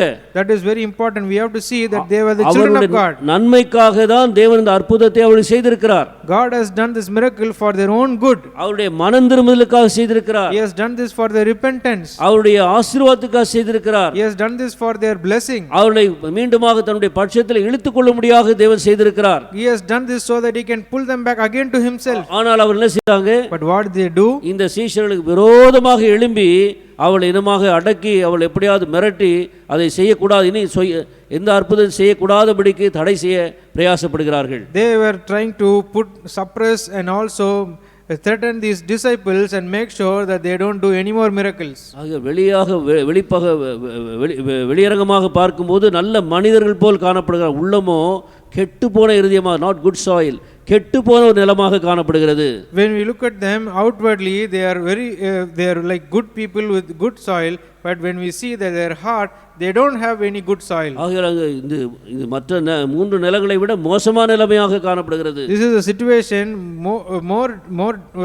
more sad than the first three situations. தேவன் செய்கிற ஒரு காரியத்தை அங்கீகரிக்க மனதற்று நாம் போகும்போது, இது கர்த்தரால் உண்டாயிற்று என்ற காரியத்தை நாம் சொல்லி அவரை மகிமைப்படுத்த இயலாமல் போகும்போது நம்முடைய உள்ளமானது கெட்டு போய்விட்டது என்பதை நாம் ஏற்றுக்கொள்ள வேண்டும். When God has done something by giving His word, and when we are not able to accept that this came from the Lord, it means that our heart is being corrupted. அப்போஸ்தலர் 5 அதிகாரத்தில் 39 வசனத்தில் பார்க்கும்போது, when you see in Acts chapter 5 and verse 39, இவங்களை எப்படியாவது இவருடைய வாயை அடைக்க, இவர் இனிமே கிரியை செய்யக்கூடாதபடிக்கு, நன்மை செய்யக்கூடாதபடிக்கு தடை செய்ய அந்த சாண்ட்ரின்னு சொல்லுவாங்க, அந்த பிரதான ஆசிரியர் கூட்டமானது ஒரு குழுவாக கூடி அதை தடை விதிக்க என்ன செய்யலாம் என்று சொல்லி திட்டமிடுகிறார்கள். We see that to make sure that they don't do anything and just to suppress them, we see the Sanhedrin or this council of all these high priests are joined together and making councils to suppress them. அப்பொழுது அந்த அங்கே இருந்த ஒரு வயோதி நிலைமையில் இருக்கக்கூடிய ஒரு ஞானி அங்கே என்ன சொல்லுவாங்க, கமாலியல் என்ற ஞானி விதமான ஒரு புத்திமதியை சொல்லுகிறார். At the time we see that there is a very old wise man there named Gamaliel, and he is giving them an counsel. அப்போஸ்தலர் 5 அதிகாரம் 39 வசனம் பாருங்க. Let us see in Acts chapter 5 verse 39. தேவனால் உண்டாயிருந்ததேயானால் அதை ஒழித்து விட உங்களால் கூடாது, தேவனோடு போர் செய்கிறவளாய் காணப்படாதபடிக்கு பாருங்கள் என்றான். But if it be of God, he cannot overthrow it, lest haply he be found even to fight against God. ஆகையால் நம் உணர்வுள்ள இருதயத்தை நாம் ஆண்டவர் நமக்கு ஏற்படுத்த வேண்டும், கவனிக்க வேண்டியது அவசியம். If God has to give us a sensitive heart, it is important that we listen to him.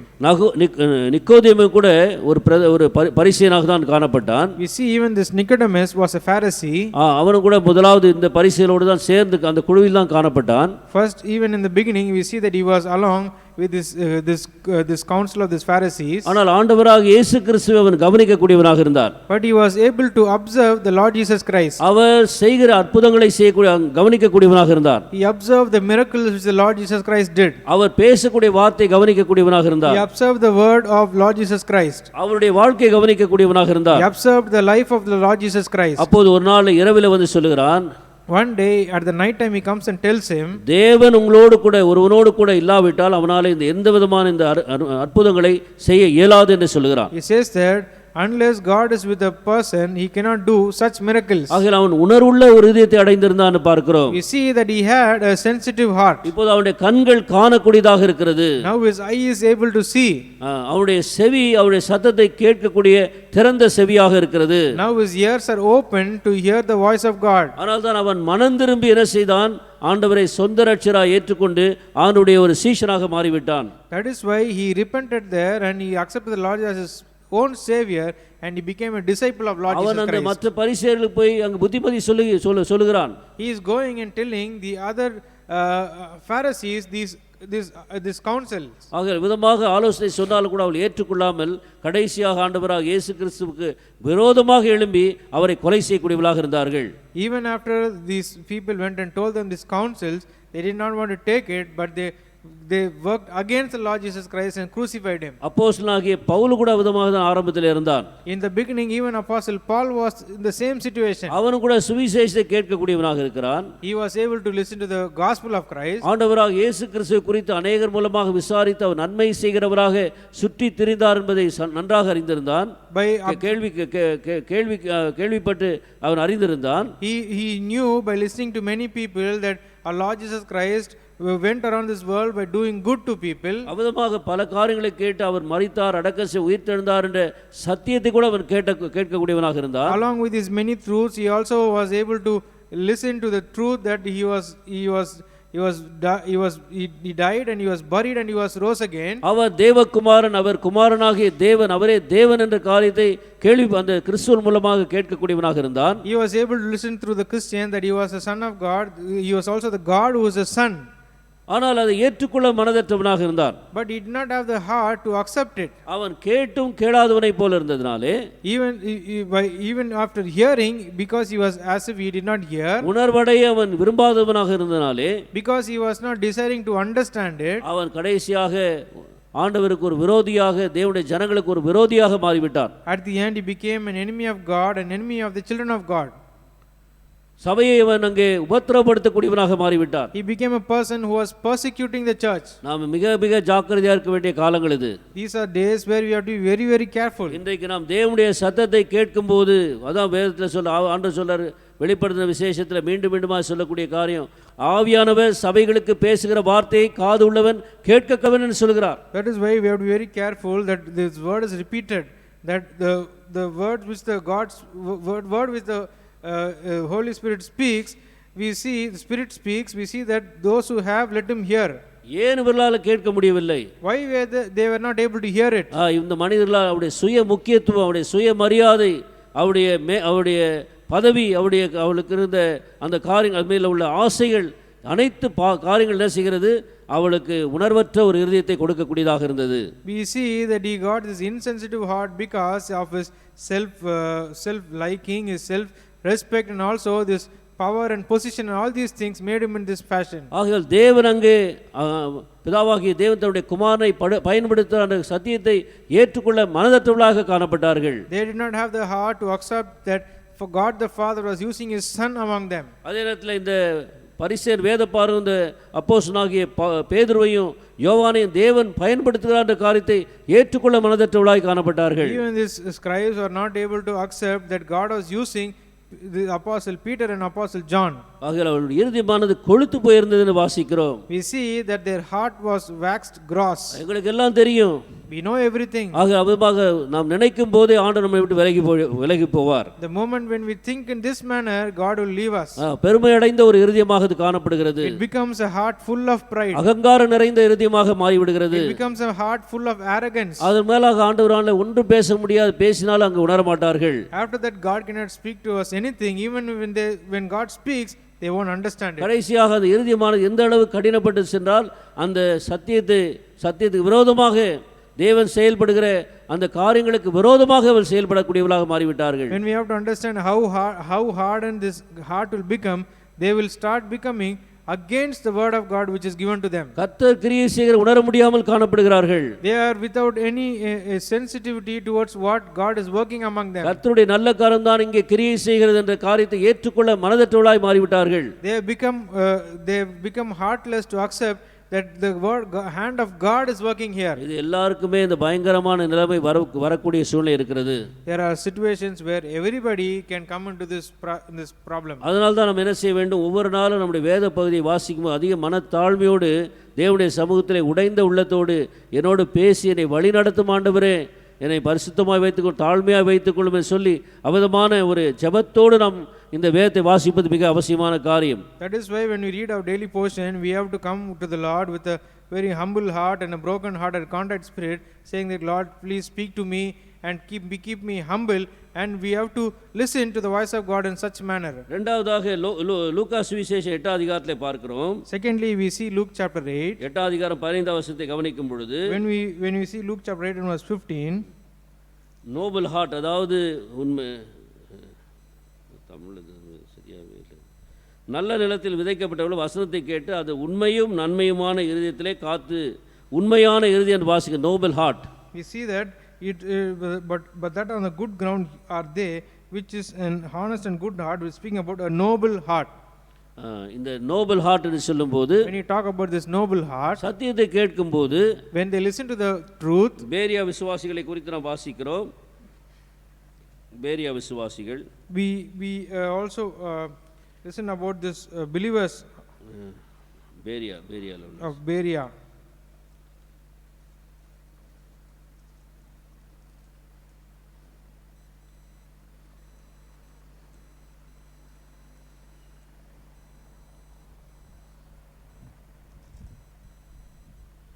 அப்போஸ்தலர் 16 அதிகாரம் பாருங்க, 17ஆம் அதிகாரம். அப்போஸ்தலர் 17ஆம் அதிகாரம் 13ஆம் வசனம். Acts chapter 17 and verse 13.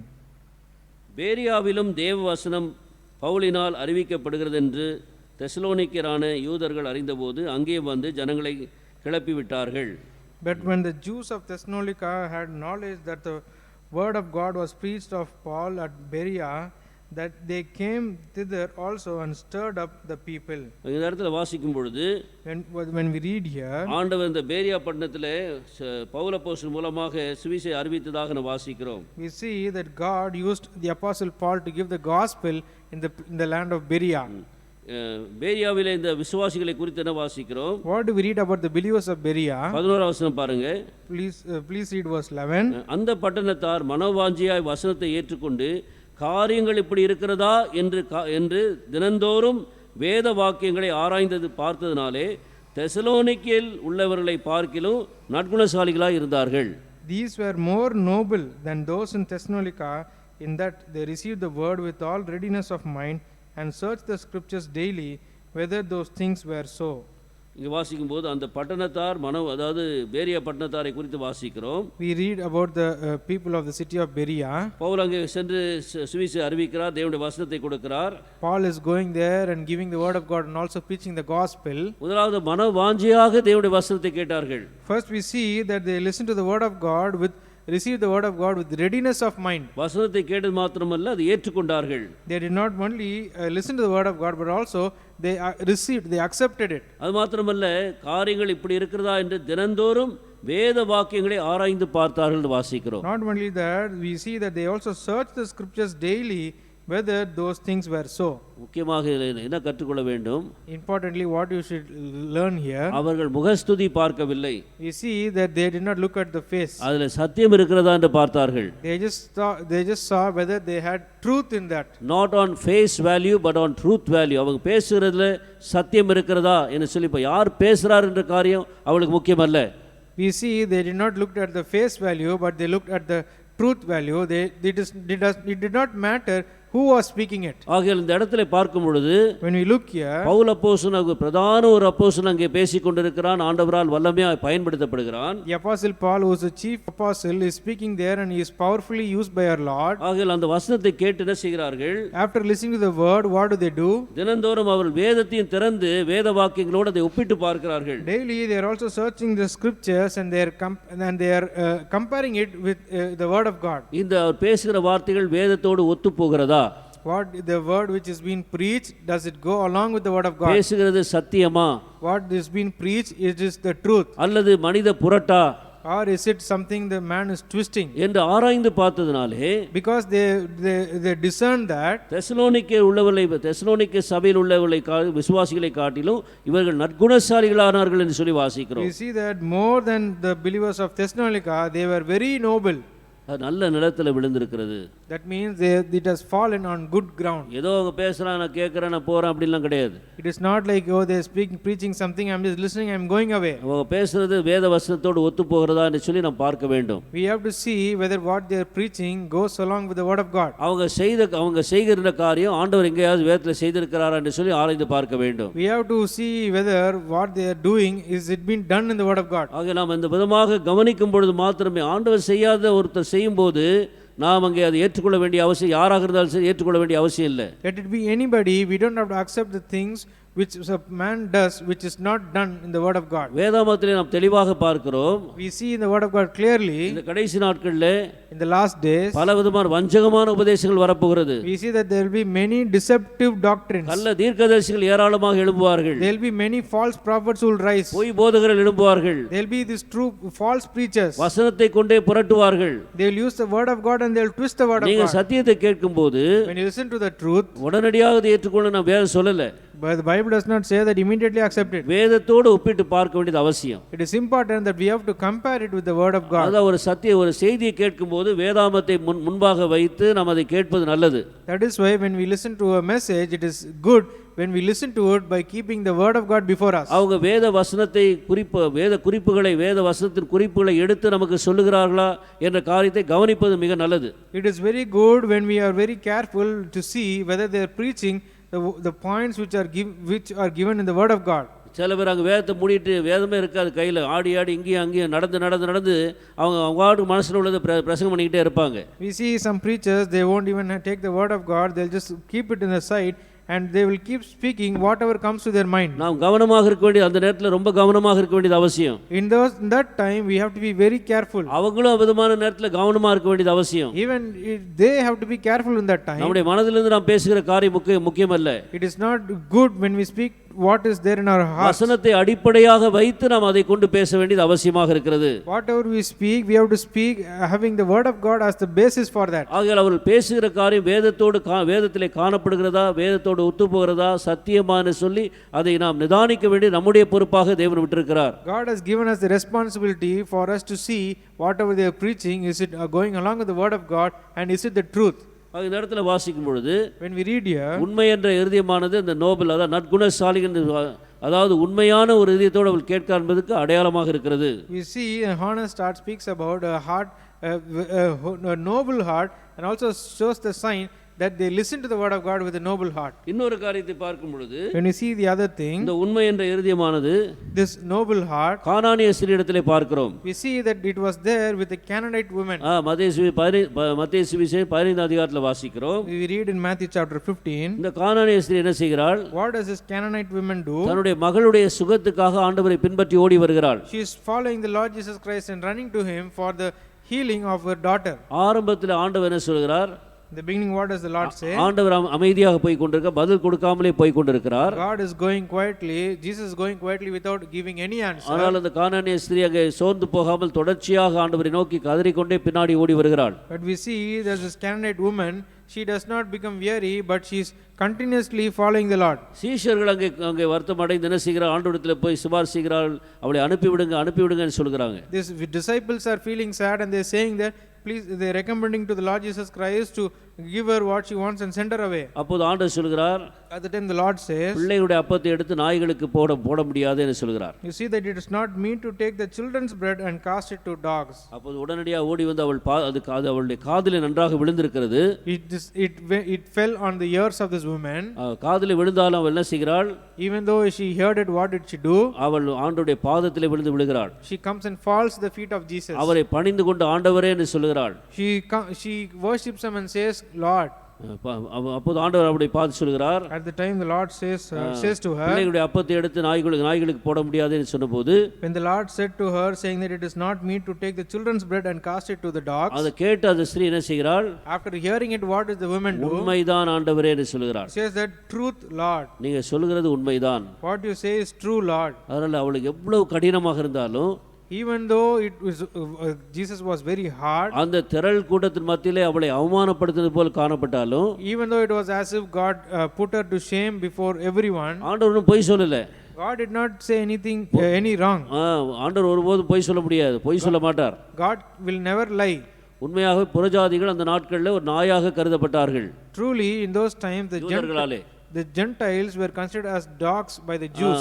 நாய்கள் சபைக்கு ஆராதனை ஸ்தலத்துக்குள்ள வரக்கூடாதுன்னு சொன்னா என்ன அர்த்தம்னா, அவர் புறஜாதிகள் உள்ள வரக்கூடாது என்பதுதான் பழைய ஏற்பாட்டுடைய தீர்மானமாக இருந்தது. we see when in the Old Testament when it said that dogs should not enter in the temple, that means that a Gentile should not enter in the temple. அவ்விதமாக தான் அப்போஸ்தலனாகிய பவுல் அங்கே திமோத்தி அங்கே அழைத்து செல்லும்போது அந்த கவனித்து தீத்து அழைத்து செல்லும்போது பார்த்துட்டு என்ன செய்தாங்க?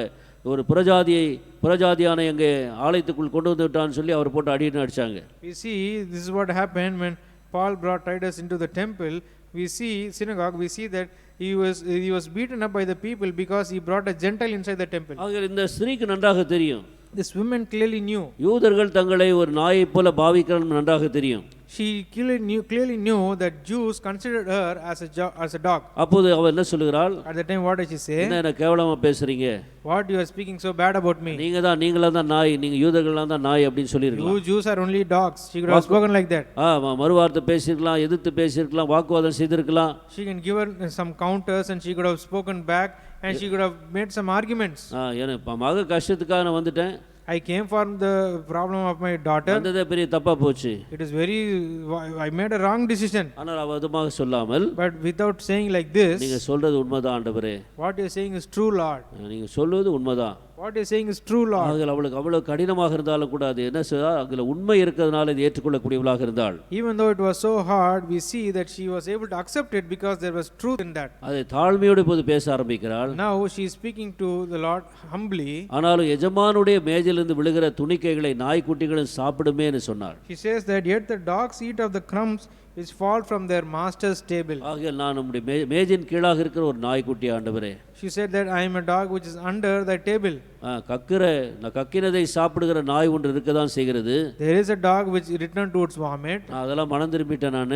I have repented from there. இப்போ நான் வந்து எஜமானுடைய மேஜையின் கீழே இருக்கிற ஒரு நாய்க்குட்டியாக இருக்கிறேன். Now I am a dog which is under the master's table. அவ சிந்துகிறத சாப்பிடுகிற ஒரு நாய்க்குட்டியாக இருக்கிறேன். I am a dog which eats from which the crumbs which fall from the master's table. தான் புறஜாதி இல்லை என்ற காரியத்தை அவள் சொல்லவே இல்லை. She did not say that I am not a Gentile. உண்மைதான் என்று சொல்கிறாள். She says that it is true. ஆகையால் அதில் உண்மையை நாம் ஏற்றுக்கொள்கிறோம் பாருங்க. அது சத்தியத்தில் உள்ள உண்மையை தாழ்மையோடு ஏற்றுக்கொள்கிறோம் பாருங்க. அதுதான் நல்ல நிலமாக இருக்கிறது. We see that when we accept with humbly the truth which is there in the word of God, that is where it shows that we are a good ground. ஆண்டவர் இன்றைக்கு நம்முடைய வாழ்க்கையில உண்மையை எதிர்பார்க்கக்கூடியவராக இருக்கிறார். Today God is expecting truth from us. ஆதாமே நீ எங்கே என்று சொன்னார். He said that Adam, where are you? அவருக்கு தெரியாம ஒண்ணும் இல்ல. God, it's not that God did not knew it. அவ உண்மையை ஒத்துக்கொண்டால் அவனுக்கு உதவி செய்ய முடியும். When he accepts his fault, God can help him. நாங்க மறைந்து கொண்டிருக்கிறோம், நாங்க ஒளிந்து கொண்டிருக்கிறோம்னு சொன்னார்கள். They said that we are hiding and we are behind. நாங்கள் நிர்வாணமாக இருக்கிறோம்னு சொன்னாங்க. We see that we are naked. யார் உங்களை அப்படி சொன்னாங்க? யார் நிர்வாணமா இருக்கு யார் சொன்னதாக கேட்கிறார். He says that who said that you are naked? நாம் பார்க்கும்போது ஆண்டவருடைய உண்மையை எதிர்பார்க்கிறார். We see that here God is expecting our truth. மீண்டுமாக நாம் பார்க்கும் பொழுது when we see more, யாக்கோபிடத்திலே பேசும்போது when God spoke to Jacob, உன் பேர் என்னன்னு கேட்கிறார். He asked him, what is your name? இதே யாக்கோபு அவனுடைய தகப்பனார் ஈசாக்கு அந்த பேரை கேட்டபோது உடனடியாக ஏசான்னு சொல்லிவிட்டு அங்க தகப்பனுடைய ஆசீர்வாதத்தை வாங்கி கொண்டான். When his father asked him the same question, he said that I am Esau, and he took his blessings. ஆனால் இப்போது தேவனுடைய ஆசீர்வாதத்துக்காக கெஞ்சி கொண்டிருக்கிறான். Now he is pleading for the blessings of God. நீர் என்னை ஆசீர்வதித்தால் ஒழிய நான் உம்மை விட மாட்டேன்னு சொல்கிறார். He said that I will not leave thee until thou bless me. அப்போதான் ஆண்டவர் சொல்கிறார். At the time the Lord says, இந்த கேள்வி கேட்கிறார். He is asking him that question. உன் பேர் என்ன நீ சொல்லு. What is your name? Tell me. இந்த நேரத்தில் உண்மையை பேசுகிறார். At that time he speaks the truth. நான் யாக்கோபு என்று சொல்கிறான். He says that I am Jacob. நான் எத்தன் என்று சொல்கிறான். He says that I am a deceiver. நான் வஞ்சகன் என்று சொல்கிறான். He says that I am a supplanter. பலரை ஏமாற்றி இருக்கிறேன் என்று சொல்கிறான். He says that I have cheated many. நான் தந்திரக்காரன் என்று ஏற்றுக்கொள்கிறான். He says that he accepts that he is a cunning person. அந்த இடத்திலே தேவன் அவனை ஆசீர்வதிக்கிறார் என்று சொல்லி வேதத்தில் வாசிக்கிறோம். We read in the word of God that in that place God blessed him. பிள்ளைகளே உங்களுக்கு அப்பா இருக்கிறதான்னு கேட்டார். God asked him, children, do you have any meat? யோவான் சுவிசேஷம் 21 அதிகாரம். In John chapter 21. இல்லன்னு சொன்னாங்க. They said that no. உடனடியாக சொல்றாரு. God immediately says, எடுத்து திரும்பி போங்க உள்ள. Go further down. வலது பக்கம் போடுங்க. Put the net on the right side. களைத்து வந்திருந்தாலும் உடனடியாக செல்லுகிறார்கள். Even though they came back tired, they again go immediately. நாள் முழுவதும் அவங்க வலையை போட்டு சுற்ற வேண்டிய அவசியம் இல்லை. They didn't have to put the net for the whole day. அதுக்கு முன்னதாக ரா முழுவதுமாக வலையை போட்டு சுற்றி ஒன்று பிடிக்காமல் இருந்தார்கள். Before that, the whole night they spent there putting the nets here and there. They returned empty. இப்போது அவள் உண்மையை ஒத்துக்கொண்டதினாலே, now because they accepted the truth, தங்களிடத்தில் ஒன்றும் இல்லை என்பதை ஏற்றுக்கொண்டதினாலே, because they accepted that they did not have anything, ஆண்டவருடைய ஆலோசனை அவளுக்கு வருகிறது. the counsel of God comes to them. ஆண்டவருடைய உதவி வருகிறது. The help of God comes to them. போய் உள்ள போய் வலை போடுங்க, வலது பக்கம் போடுங்கன்றார். He says that go deep and put the net on the right side. வலது பக்கம் போட்ட உடனே as soon as they put it on the right side, 153 பெரிய மீன்கள் உடனடியாக அகப்படுகிறது. they were able to catch 153 big fishes. ஆக ஒரு அரை மணி நேரத்துக்குள்ள பார்த்தா மீன் பிடிச்சிட்டாங்க, கரை கொண்டு வந்துட்டாங்க. less than a half an hour we see that they have caught all the fishes, they come to the shore. ஆண்டவர் உண்மையை எதிர்பார்க்கிறார். God is expecting this honesty. உண்மைதான் ஆண்டவரே என்று சொல்லி நம்மை குறித்து அவர் பேசும்போது அவர் எந்த தவறையும் பேசுறதில்லை, தவறான காரியங்களை பேசுறதில்லை.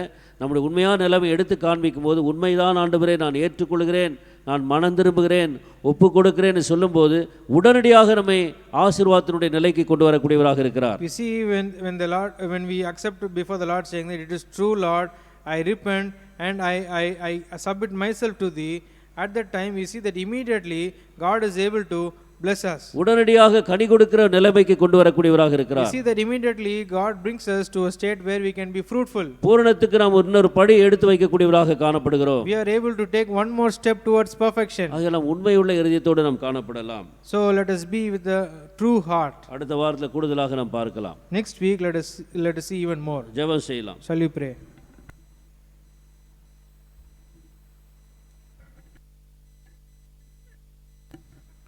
எங்களை நேசிக்கிற பரலோக பிதாவே, உம்மை பணிந்து கொள்கிறோம்.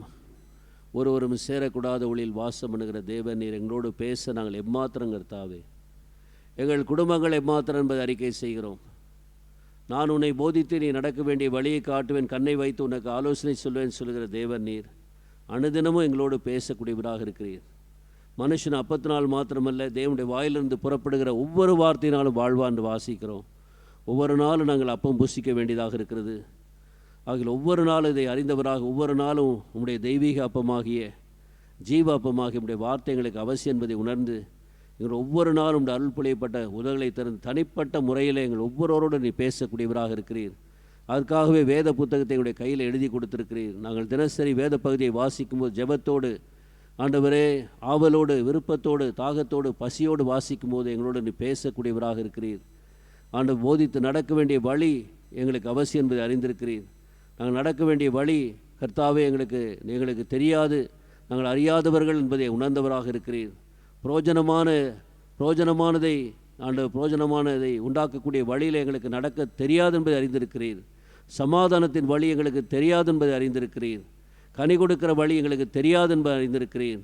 ஆகையால் நீர் போதித்து நடத்தக்கூடியவராக இருக்கிற கர்த்தா, இந்த கடைசி நாட்களில் நீர் பேசும்போது நாங்கள் ஆவலோடு கேட்கக்கூடியவர்களாக இருக்க, வசனத்தை கேட்டு உணரக்கூடியவளாக இருக்க கிருபை செய்யும். கேட்டும் கேளாதவளை போல இராதபடிக்கு, உணராதவளை போல இராதபடிக்கு ஜீவிக்க ஆண்டவரே விதமாக இருந்து இறுதியை கடினப்பட்டு தேவனுக்கு விரோதமாக நாங்கள் எங்களுடைய வாழ்க்கை மாறிவிடாதபடி காணப்பட கிருபை செய்யும். அநேகர் இன்றைக்கு தேவனுடைய காரியங்களுக்கும், தேவனுடைய சித்தத்துக்கும், தேவனுடைய ஆலோசனைக்கும், தேவனுடைய ஆண்டவரே செயல்பாடுகளுக்கும் விரோதமாக எழும்பி செயல்படுகிறதை நாங்கள் எங்களுடைய சொந்த கண்களால் பார்க்கிறோம் கர்த்தாவே. இன்றைக்கு ஆண்டவரே, தேவனுக்கு விரோதமாய் எழுப்பியிருக்க ஜனங்கள் ஏராளமாக காணப்படுகிறார்கள். கமாலியலுடைய ஆலோசனை புறக்கணித்த அந்த வேதபாரகரை போல, பரிசேயரை போல காணப்படுகிறார்கள். தேவன் செய்யக்கூடிய ஒரு அற்புதமான காரியத்தை கூட உணர முடியாமல் நிக்கோதேமை போல உணர முடியாதவளாய் காணப்படுகிறார்கள். ஆண்டவரே, அந்த நாளில் அவன் உணர்ந்து ஆண்டவர் இரவில் வந்து உம்மை பார்த்து சந்தித்து, தேவன் ஒருவனோடு இல்லாவிட்டால் அவனால் இந்த விதமான அற்புதங்களை செய்ய இயலாது என்று சொல்லி அந்த நாளில் உம்முடைய சீஷனாக மாறினான் என்று சொல்லி வாசிக்கிறோம். அவ்விதமாக இந்த நாளில் கர்த்தா, பெருமை நிமித்தமாக, பொறாமை நிமித்தமாக, அகங்காரத்து நிமித்தமாக, பலவிதம் மேட்டிமைகள் நிமித்தமாக ஆண்டவரே விதமாக இறுதி கடினப்பட்டதினாலே இன்றைக்கு அநேகர் கர்த்தாவை எங்களுக்கு விரோதமாய், தேவனுக்கு விரோதமாய் நாங்கள் செயல்படத்தக்கதாக பிசாசுடைய கருவிகளாக மாறிக்கொண்டிருக்கிறதை நீ பார்த்து கொண்டிருக்கிறீர். விதமாக சிக்கொண்டிருக்கிற மக்களை நிதாமை விடுவிக்க வேண்டும் என நாங்கள் ஜெபிக்கிறோம் கர்த்தாவே. தாழ்மையோடு நாங்கள் வேண்டிக் கொள்கிறோம். எவ்வளவாக உடைய சத்தம் கேட்பது அவசியமான ஒரு காரியம்.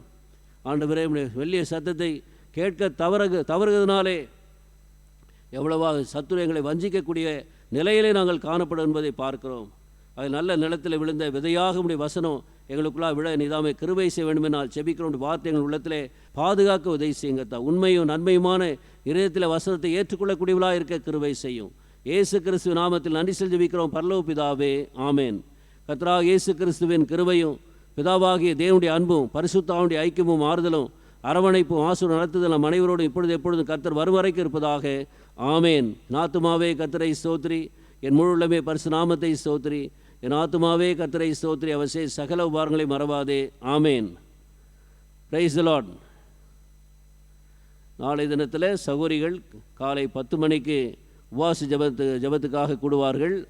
சகோதரிகள் அனைவரும் கிளை சபையில் உள்ள சகோதரிகள் கலந்து கொள்வார்கள். யெகோவாயில் உள்ள சகோதரிகள் அனைவரும் இதில் கலந்து கொள்ளும்படியாக அன்புடன் கேட்டுக்கொள்கிறோம். ஒரு முறை காலையில் உபவாசித்து 10 மணி இந்த ஜபத்தில் கலந்து கொள்ளும்படியாக மீண்டும் அன்புடன் கேட்டுக்கொள்கிறோம். இன்னுமாக ஞாயிற்றுக்கிழமை கர்த்தரை ஆராதிக்க ஆராதனை ஸ்தலத்துக்குள்ளாக நாம் பிரவேசித்து கர்த்தரை ஆராதிப்போம். அதனால் நேரத்தோடு வர, குடும்பமாக வர, தவறாமல் வர கர்த்தர் தாமே நமக்கு உதவி செய்வாராக. Praise the Lord.